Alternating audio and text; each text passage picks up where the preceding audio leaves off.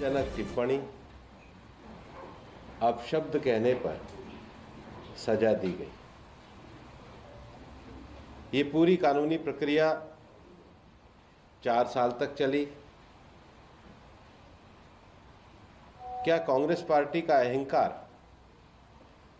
और राहुल गांधी का अहंकार देश के कानून से बड़ा है? क्या किसी समाज के सरनेम को, जो सरनेम लगा करके ओबीसी समाज अपने सामाजिक पहचान को रखते हो, उसको अपशब्द कहना, उसको अपमानित करना, क्या ये किसी राष्ट्रीय नेता का कार्य है? और कोर्ट द्वारा भी जब उनको बार बार समझाने और अपनी गलती को माफी मांगने का अवसर दिया गया, तो भी अपने अहंकार में उसको स्वीकार नहीं किया गया। और राहुल गांधी का ये लगातार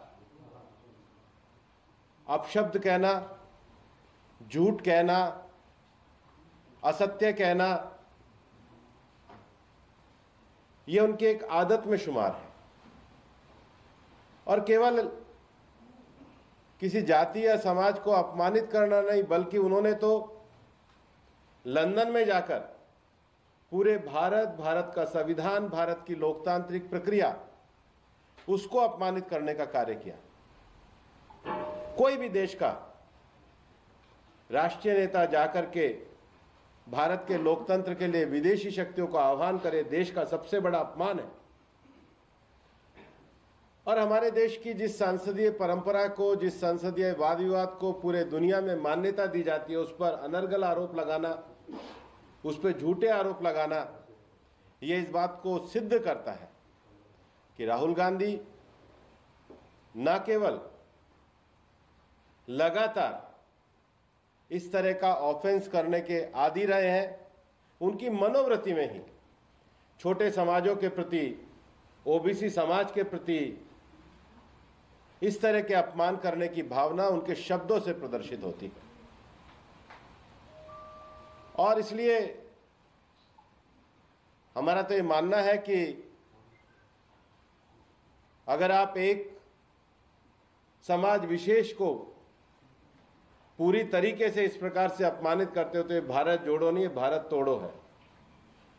इनके एजेंडे में जो टुकड़े टुकड़े भारत की कल्पना है, समाजों को बांटना, समाजों को तोड़ना, उनको अपमानित करना, छोटे समाजों को अपमानित करना, ओबीसी समाज को अपमानित करना, भारत के लोकतंत्र को अपमानित करना, भारत के लोकतंत्र पर प्रश्न चिन्ह उठाना, विदेश की धरती पर जाकर भारत के लोकतंत्र के बारे में मिथ्या और अनर्गल प्रचार करना, झूठ बोलना, असत्य बोलना, और उसके बाद भी अहंकार में रहना।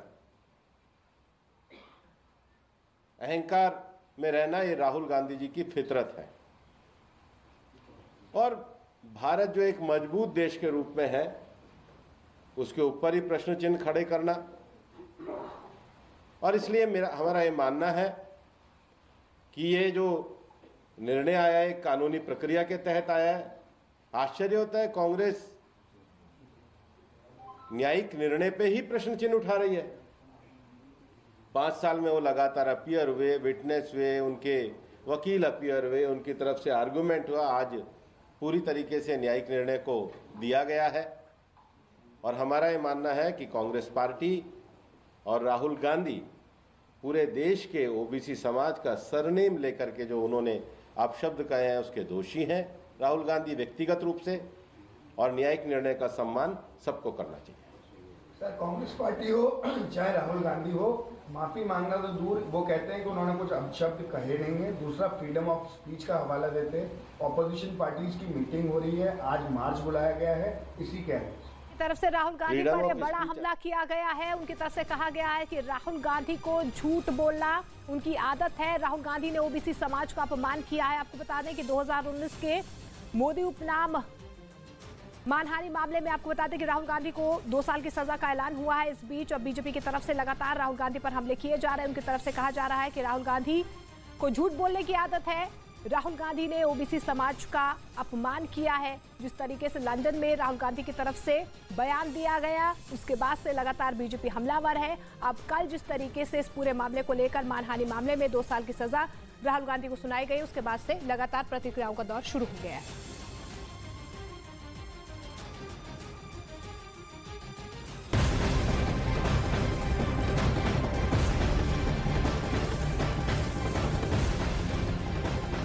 और इस बीच बड़ी खबर आपको बता दें, राहुल गांधी पर जेपी नड्डा की तरफ से भी बड़ा हमला किया गया है। राहुल को मनगढ़ंत आरोप लगाने की, देश को भ्रमित करने की उन्होंने कोशिश की है। आपको बता दें कि जेपी नड्डा ने राहुल गांधी पर एक बड़ा हमला बोला है। उन्होंने कहा कि राहुल गांधी को तथ्यों से परे और मनगढ़ंत आरोप लगाने की आदत है। राहुल देश को भ्रमित करने की कोशिश कर रहे हैं। तो जिस तरीके से 2019 में मोदी उपनाम मामले में जिस तरीके से राहुल गांधी को 2 साल की सजा सुनाई गई है, उसके बाद से ये बड़ा आरोप लगाया गया है जेपी नड्डा की तरफ से। उनकी तरफ से कहा गया है कि राहुल को तथ्यों से परे और मनगढ़ंत आरोप लगाने की पुरानी आदत है।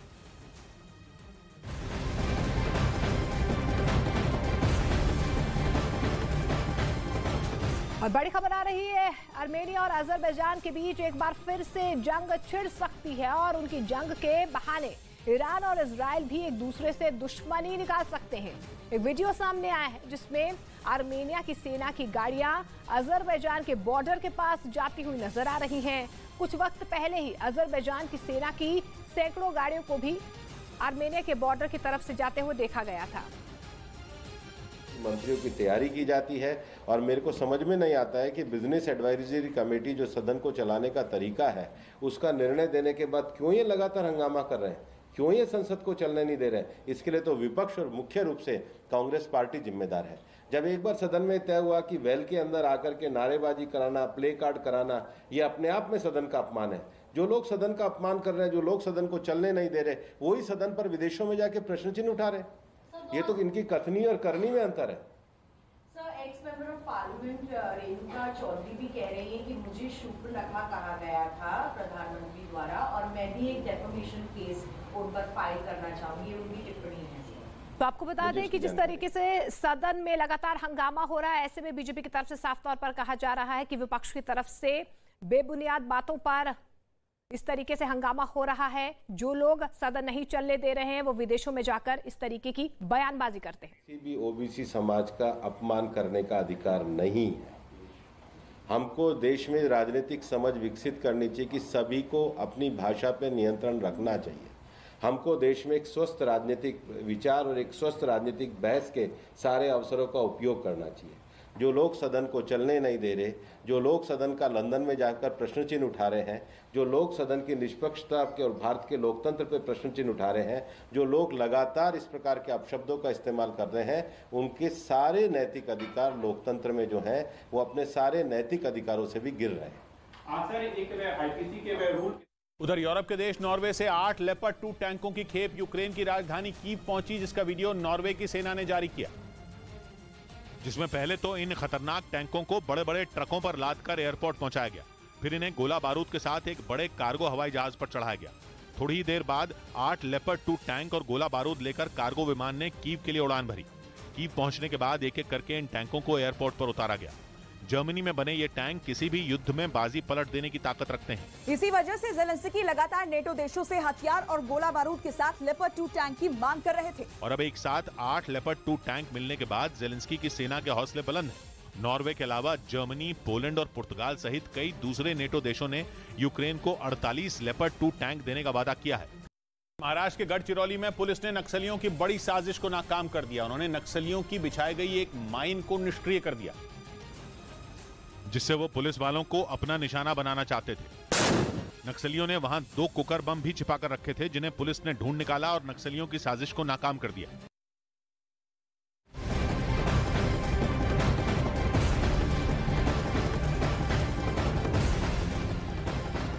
और बड़ी खबर आ रही है, साउथ चाइना सी में अमेरिकी युद्धपोत देखा गया है, जिसके बाद चीन आग बबूला हो गया है। उसने अमेरिका को चेतावनी दी है कि वो तुरंत वहां से निकल जाए। चीन ने यह भी दावा किया है कि उसने अमेरिकी युद्धपोत को उसके पेरासेल द्वीप के पास घूमते हुए भी देखा है और उसके युद्धपोत में कई मिसाइलें तैनात थी। ये भी चीन की तरफ से बड़ा दावा किया जा रहा है।